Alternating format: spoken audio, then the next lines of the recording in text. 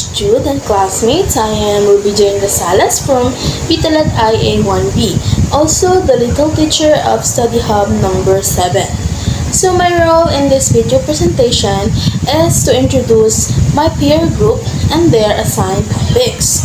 Along with that is I will discuss my topic, which is the cognitive and metacognitive factors. So now let's go on to the introduction of members. So first we have Mudifa Ipata, and her assigned topic is motivation and affective factors. So in this learning outcomes, Miss Mudifa will identify the factors that promote learner-centeredness and motivate learners to work productively and accountable for their own learning.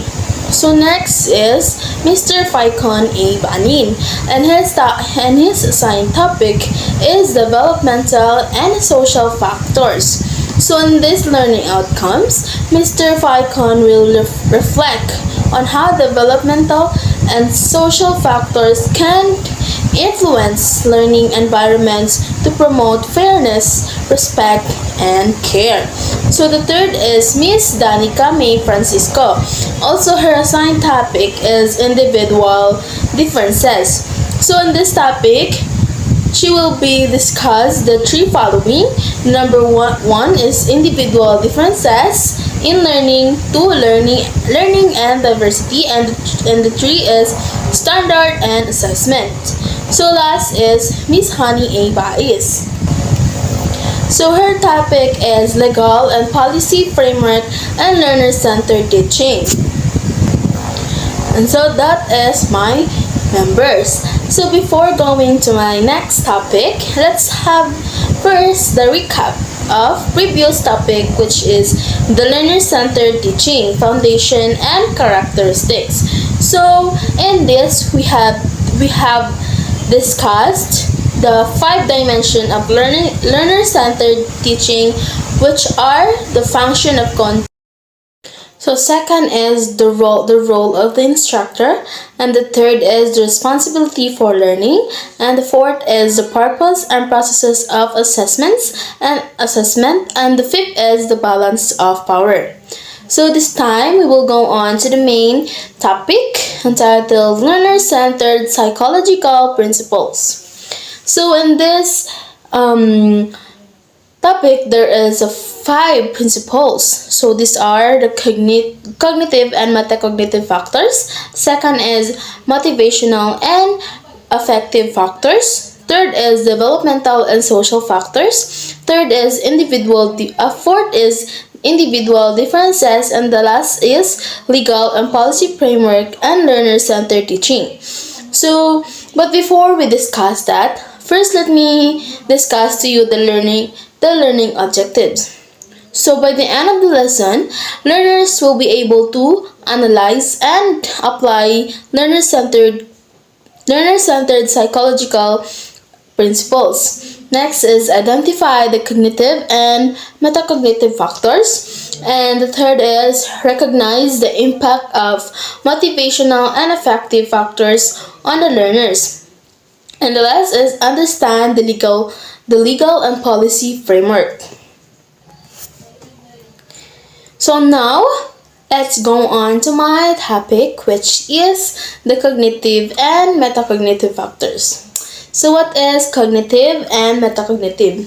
So cognitive or cognition can simply be defined as all mental processes and abilities in which people engage on a daily basis, such as memory, learning, problem solving, evaluation, reasoning, and decision making. So in cognition, cognition or cognitive can help to generate new knowledge through mental processes, and also helps to use knowledge that people have in daily life. So that is the cognitive or cognition. So next is the metacognitive or metacognition. So it is often defined as thinking about thinking. It allows us to complete the given tasks well through planning, monitoring, evaluating, and comprehending. So according to my research, according to John Flavel, 1979, there are two categories of metacognition, and they are the metacognition experience and metacognition knowledge. So now, let's go on to the 6 factors of cognitive and metacognitive. So number 1 is nature of learning process. So what is this the nature of learning process? So the nature of learning is a lifelong process, gaining knowledge, skills, and attitudes through experience and observation. So the number 2 is goals of the learning process. So the goals of the learning process include setting clear, achievable, and relevant goals that help you stay focused and motivated. So there are 2 types of learning goals, which is the academic goals and behavioral goals. So the academic goals is academic achievement, such as completing a project or learning a degree.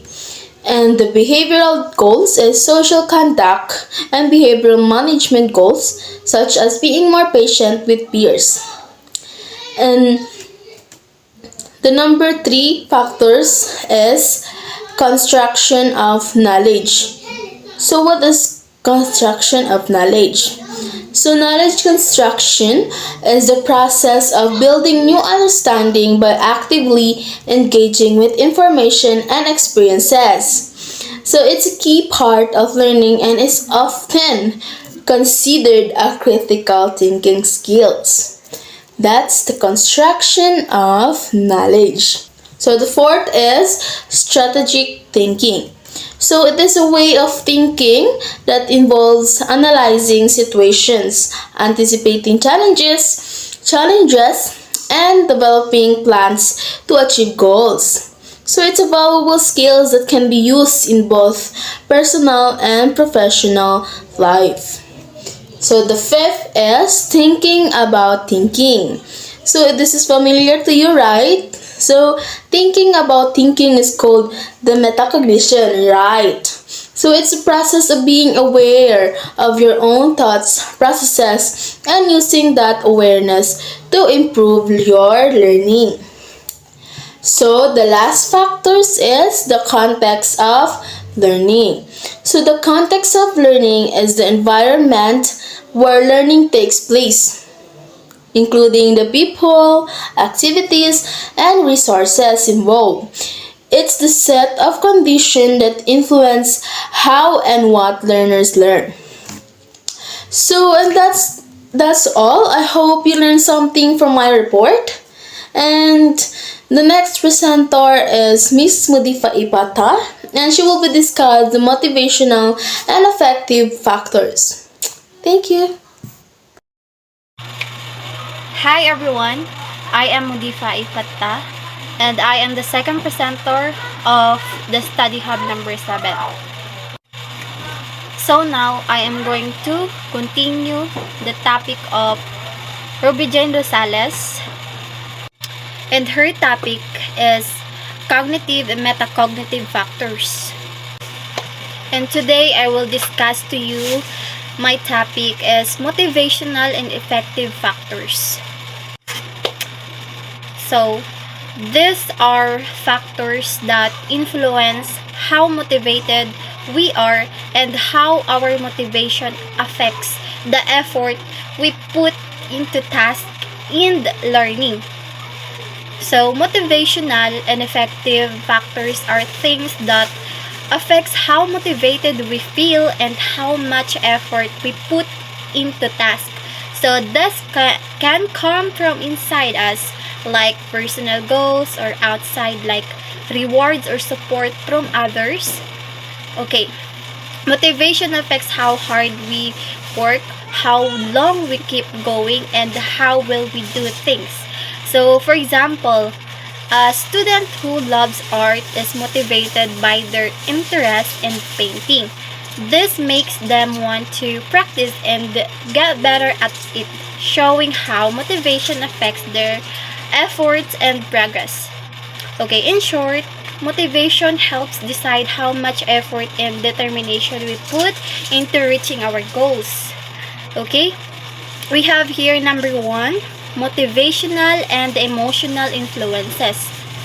This refers to how our emotions, such as happiness, anxiety, or excitement, can impact our motivation.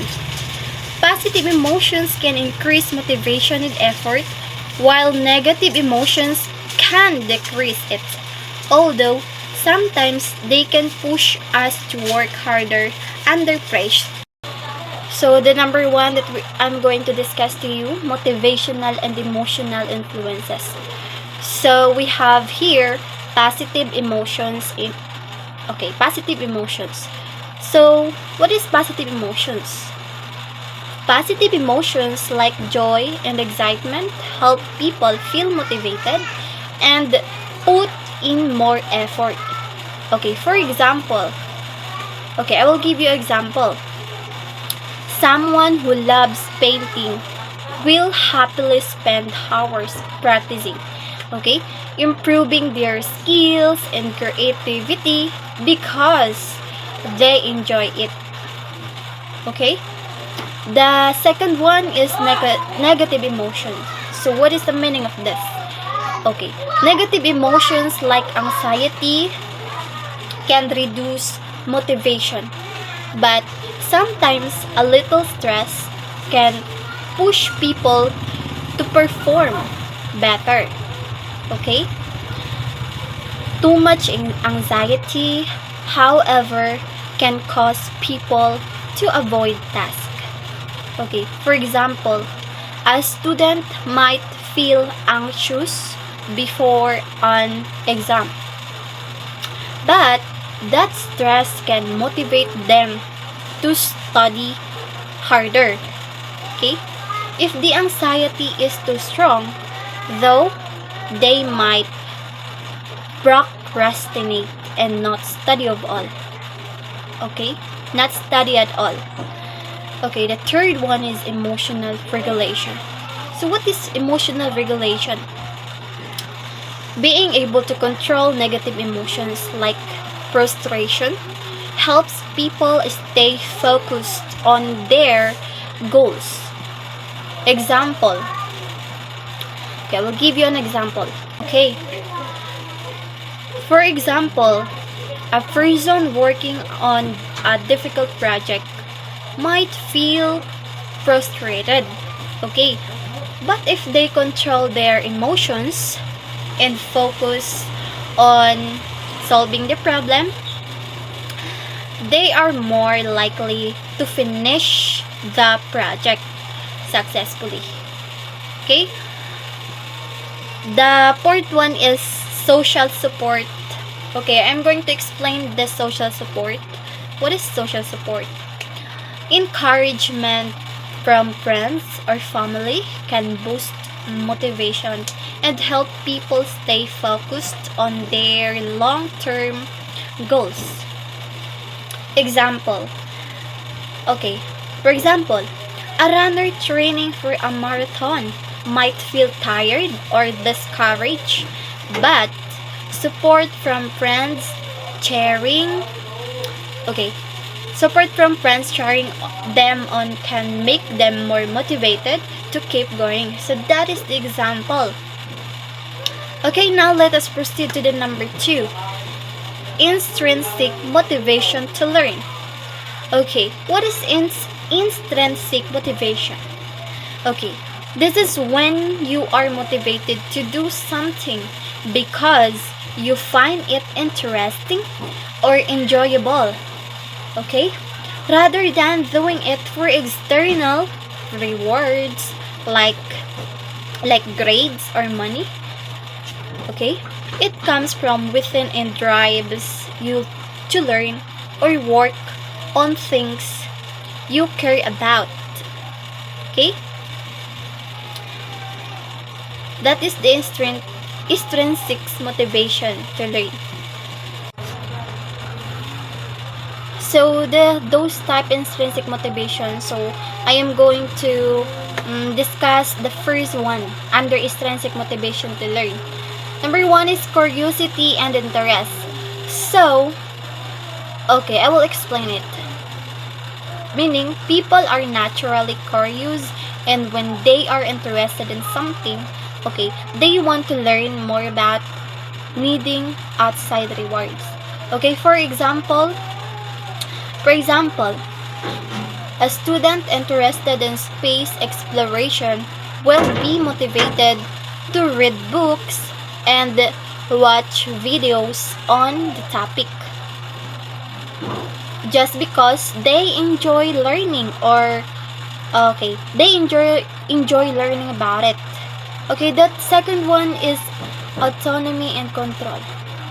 Okay, meaning people are more motivated when can make their own choices, as it makes learning or task, okay, or learning or task feel more meaningful.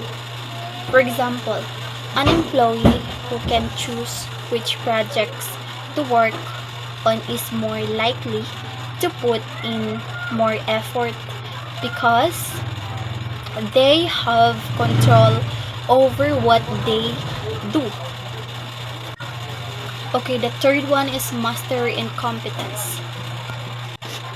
Okay, I will explain it to you. Okay, when people feel they are improving and mastering skills, they are more motivated to keep learning. Okay, for example, a basketball player who successfully practices a shot feels and proud and motivated to keep improving their game. Okay? Okay, this is the fifth one, long-term satisfaction. Okay, what is long-term satisfactions? Okay, I will explain it.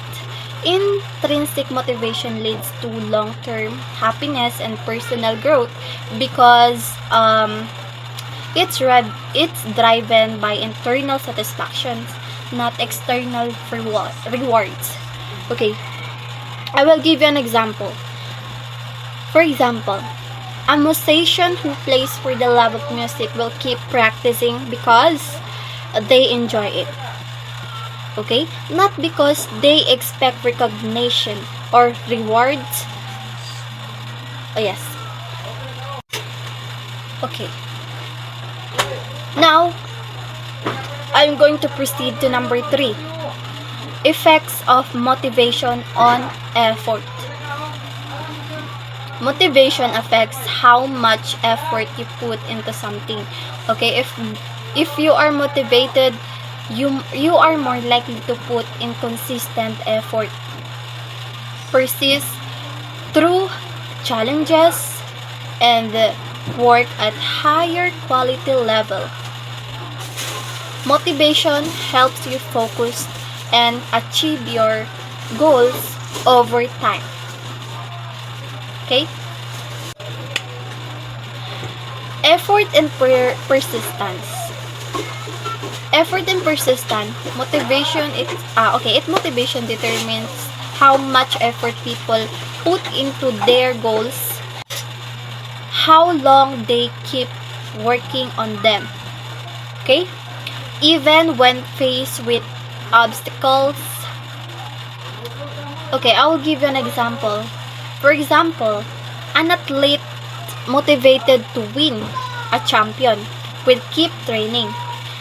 Even if they face injuries or setbacks, quality of effort, yeah. Good day, Coach Jude. I am Paikon Ibanin from Study Hub number 7. Today, I will be discussing about developmental and social factors and how they influence learning. Let's start with developmental influence on learning. As we grow and develop, our ability to learn changes. For example, young children learn best through play and hands-on activities, while older students may learn more effectively through abstract thinking and problem solving. Our brain development, cognitive abilities, and emotional growth all play significant roles in how we process and retain information. Next, let's move to social influences on learning. Learning does not happen in isolation. Our interaction with family, friends, teachers, and peers greatly impact how we learn. A positive, supportive social environment encourages curiosity, participation, and confidence. For instance, students who feel supported by their teachers and classmates tend to perform better academically and socially. Now, let's reflect on the impact of these factors. Understanding developmental and social factors help us create better learning environments. When we recognize these influences, we can promote fairness, respect, and care in the classroom. For example, teachers can adjust teaching strategies to match students' developmental stages and encourage peer collaboration to foster a positive social environment. In conclusion, developmental and social factors are crucial in shaping how we learn. By being aware of these influences, we can create inclusive, supportive, and effective learning experience for everyone. And that's all. Thank you. Good day, Coach. I am Danica May M. Francisco from BTLED IA1B. Before I start my topic, let me recap the topic of my group member, which is Faikon Banin. Her topic is all about developmental and social factors. Developmental and social factors are the things that influence how we grow, change, and interact with the world around us. There are two sides of the same coin. Developmental factor. These are the internal forces that shape us from the inside out. Think of them as the ingredients that make up who we are. Social factors. These are the external influence that shape us from the outside in. Think of them as the environment we grow up in. So now, let's proceed to my topic, which is individual differences. So what is individual differences? Simply means that no two people are exactly alike. We all have unique characteristics, traits, and experiences that makes us who we are. So we have three parts of differences. First, individual differences in learning means that every person learns in a unique way. We all have different strengths, weakness, preferences, and learning style that influence how we acquire knowledge and skills. And learning and diversity. Learning. This refers to the process in acquiring knowledge, skills, and understanding. It involves active engagement with information, experience, and interaction. Diversity. This encompasses the wide range of individual differences that among learners. And last is standards and assessment. Standards are the benchmark or expectations that define what students should know and be able to do at different grade level or stage of learning. Assessment is the process of gathering evidence to evaluate students' learning and progress against established standards. Good day everyone, my name is Hanijul A. Baez, the fifth and final presenter of Study Hub Group number 7, continuing Madipapatta. So now I am going to discuss about my topic, legal and policy frameworks and learner-centered teaching RA 10533 and K-12 frameworks. So let's delve into the crucial intersection of education, law, and policy.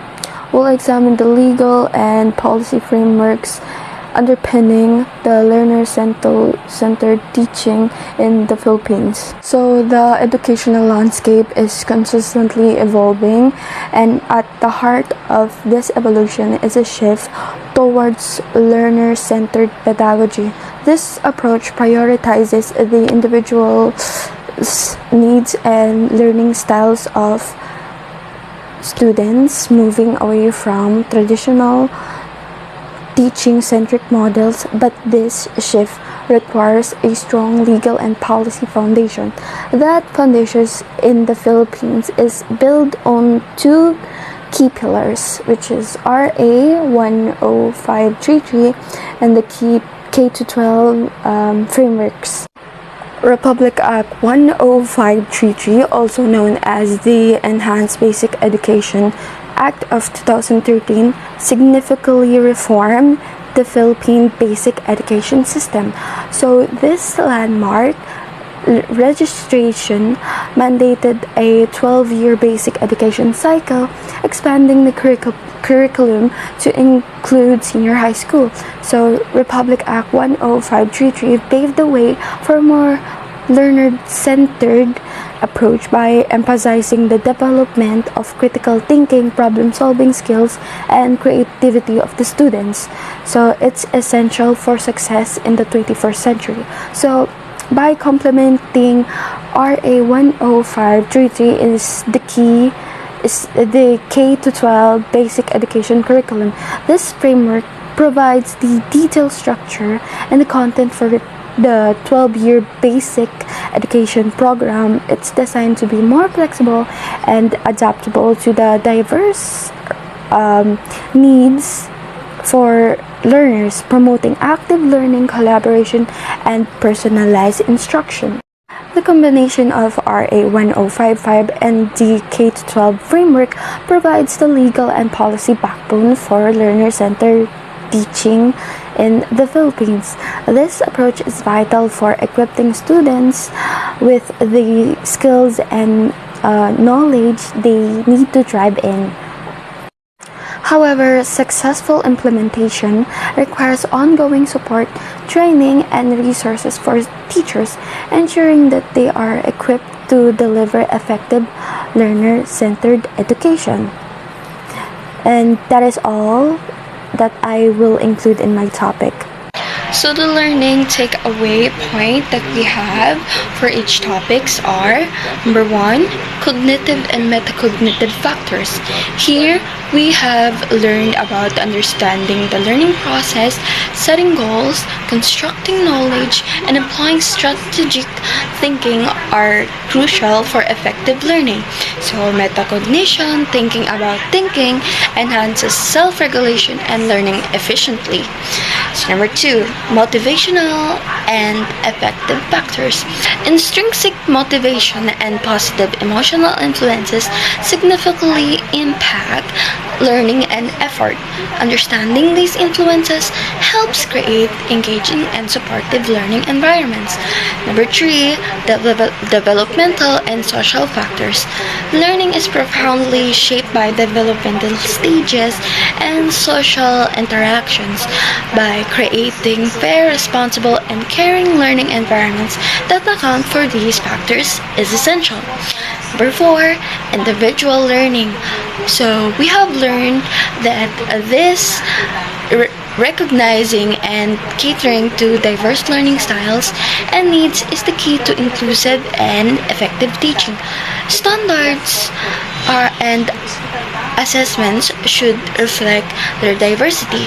So number 5, legal and policy frameworks and learner-centered teaching. This is my topic, which I discuss legal frameworks like RA 10533 and the K-12 framework guide learning-centered teaching practices. This ensures alignment and national education goals and promoting equitable learning opportunities for all. So I hope you learned something from our report, and thank you very much for listening. This is the group number Study Hub number 7.